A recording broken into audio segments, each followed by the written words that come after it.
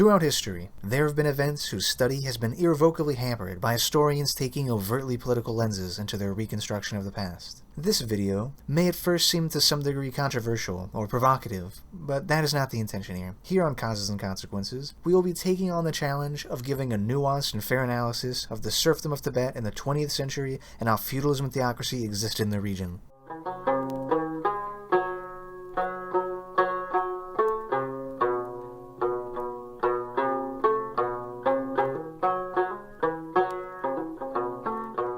To give some context, if you're not already aware of the topic of serfdom, feudalism, theocracy, etc. in Tibet, it is mired with controversy. In Western circles, there is a line of thinking that largely comes from those who are proponents of the Free Tibet movement, or advocates for the Dalai Lama, and often people who are politically critical of the Communist Party of China. Critics of this variety will often argue that even if serfdom was a substantial blight on Tibetan society in the 20th century, most Chinese sources on the topic are now too tampered with or biased to be trusted. Going further, many proponents of this line of thinking will argue that focusing on the backwardness and oppression of Tibetan feudal theocratic society will play into communist propaganda on the Chinese unification with Tibet. However, in this video, we will be arguing on the premise that accurately illustrating the faults of Tibetan society prior to the 1952 PRC annexation is important to truly appreciating and understanding Tibetan history. If one truly cares about the Tibetan people, it would be important to recount their adversity accurately so as to not disrespect the suffering they had to endure.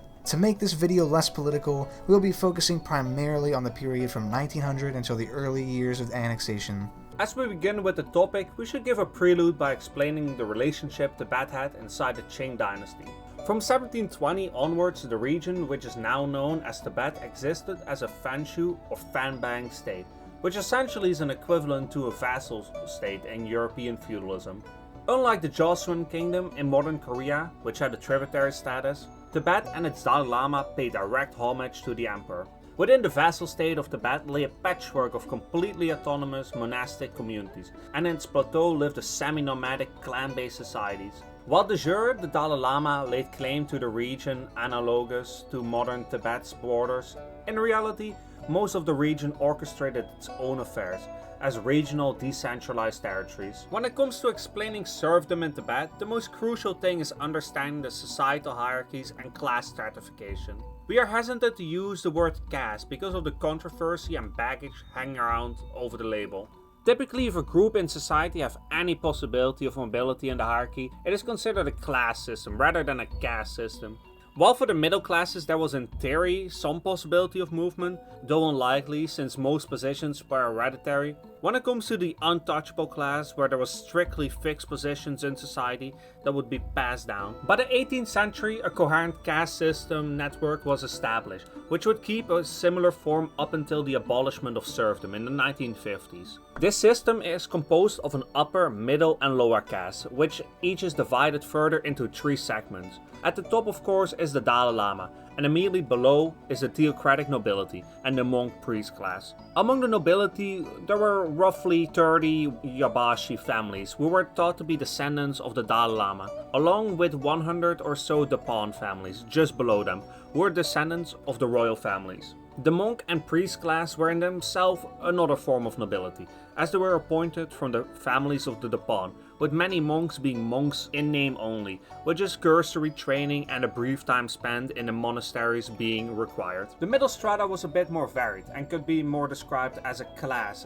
than a caste tier, with the Treba or tax-paying family at the top, which would own their own land and serfs, but were largely under the administration of local authorities. Having to often lease their land from a higher nobility, this class had to give free labor from their peasants and animals to the Dalai Lama's regime. Despite this, they often had comfortable standard of living. Below them was the Duzhong or landed peasants, were, as the name implied, subsistence farmers, who owned a small piece of land and some personal property, such as animals or tools. At the bottom of the middle strata were the Mibo, or landless peasants, which were closer to true serfs. Making up the majority of Tibet's population, they were often attached to their lord's property, and these peasants had to pay a regular capitation tax, or better known as per capita tax, to ensure their freedom, which would often be the vast majority of their income these peasants made. Often unable to pay this tax, They could not move to other states of their own volition and were commonly prevented from owning personal property. Now we get to the bottom strata, which is the most controversial. At the top we can claim for certain that the Ragyapa or untouchables were undoubtedly a major part of Tibetan theocratic society, making up these jobs that were seen as dirty, such as blacksmiths, executioners, butchers, fishermen, etc. While some jobs were less respected than others, these professions were hereditary and had virtually no social mobility. Below even the nangzang or household servants, which were closer to true slaves and according to official sources were roughly 5% of the population.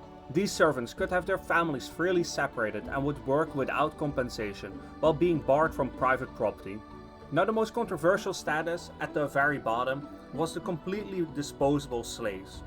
According to A. Tom Grunfield, The Making of Modern Tibet, these were children sold to those well off from the border regions of Tibet and Assam, where tribal clans would abduct children from poor families or simply those sold by families who could not afford them. Numbers are highly disputed, but they likely did not exceed 5% of the population.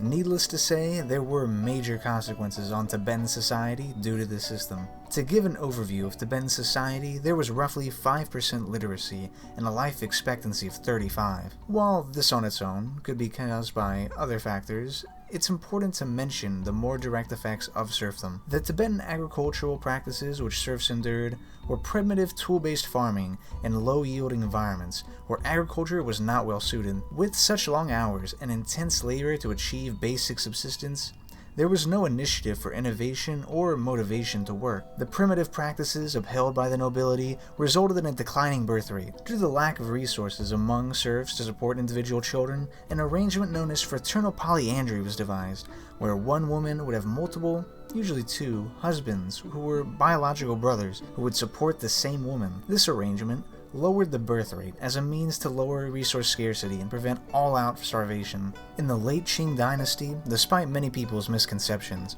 there were notable attempts to reform the system of the empire. The height of these would come in the wake of the 1895 Sino-Japanese War through the early 1900s. In 1903, the British would orchestrate an invasion of Tibet, where upon sieging Lhasa, they established the Lhasa Treaty, which would greatly undermine Qing sovereignty in the region. In the wake of this, the Qing would invade Tibet and abolish its autonomy, governing it initially as a part of Sichuan province. The Qing court appointed Zhang Yintang as the new High Commissioner of Tibet, something analogous to a regional governor. Seen as a reformer, Zhang Yintang had conceptualized something of a Tibetan branch of the late Qing reforms, also known as the New Policies, where he would attempt to modernize the region by primarily secularizing its authority. However, the theocratic nobility, seeing their authority in threat, were immediately opposed to Zhang's reforms, undermining him wherever possible. To make matters worse, Zhang would find himself in constant squabbles with the conservative elements of the Qing government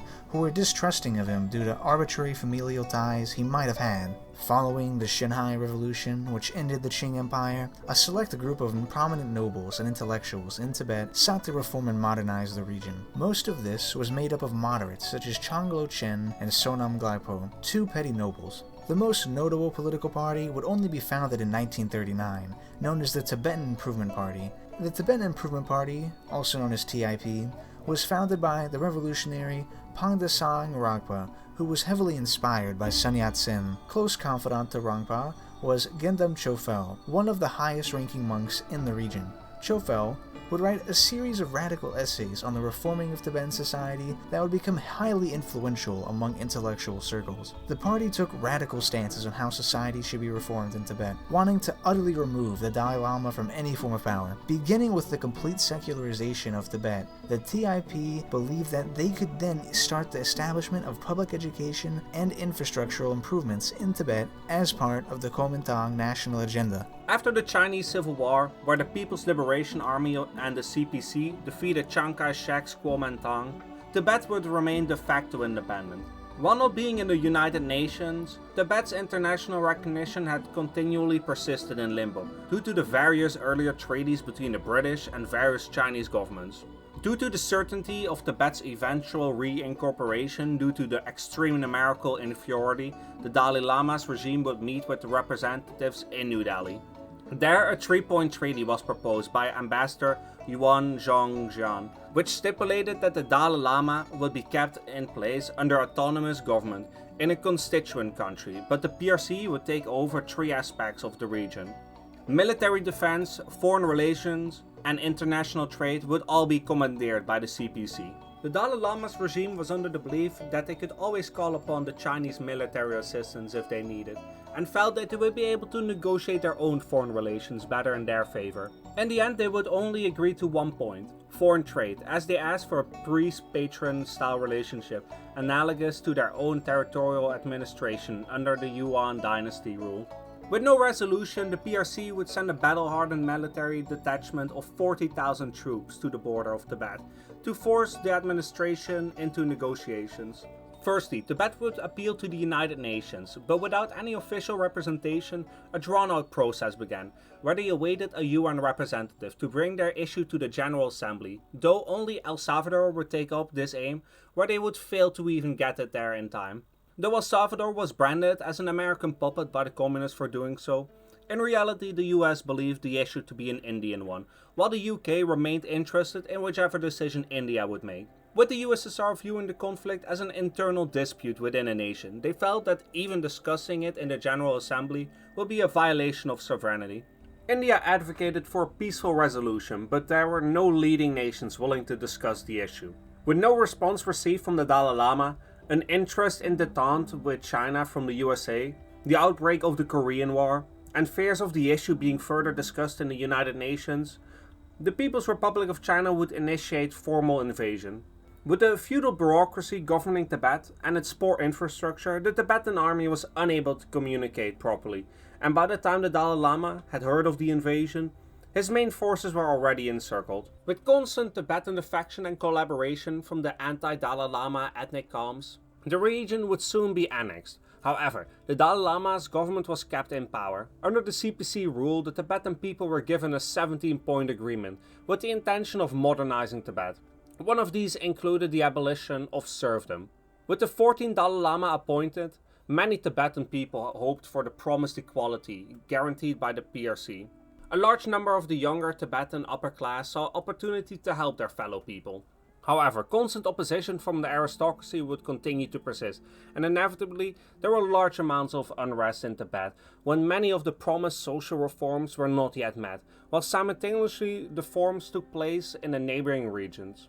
Serfs throughout Tibet began to demand that the landowners hand over their land to the serfs, but this did not happen. The aristocrats, seeing no way to keep hold of their power, organized a large-scale revolt to restore Tibet to its previous status before the invasion of the PLA. They started to attack local agencies, army personnel, and general looting. The central government of the PRC issued a repeated pleas to stop the revolutionaries in Tibet and bring back social order to the autonomous government of Tibet. The revolutionaries and the government of Tibet saw the patience of the PRC as a sign of weakness and started an all-out rebellion in Lhasa for independence. With the 17-point agreement destroyed, the Dalai Lama and the radical aristocrats fled Lhasa to Sanan, the base of the rebellion. After the Lama left Lhasa, the rebels launched an all-out assault on the government and military institutions. With the help of a great amount of the serfs population of Tibet, the PLA launched a counter-offensive against the rebels in Lhasa, and on March 21st the rebellion was completely put down, with the Dalai Lama fleeing to India, where he remains today. After the insurgency, Premier Zhou Enlai dissolved the local government and gave the functions of power to the Preparatory Committee of Tibet Autonomous Region. This committee brought reforms to Tibet, such as the abolishment of serfdom and land reforms, on the basis of theocratic classicide, with no compensation given to those who had their land confiscated. And that is where we end this video. What do you think of our analysis? What could we have done better? We are enthusiastic to hear your responses in the comments and hope you look forward to the next video.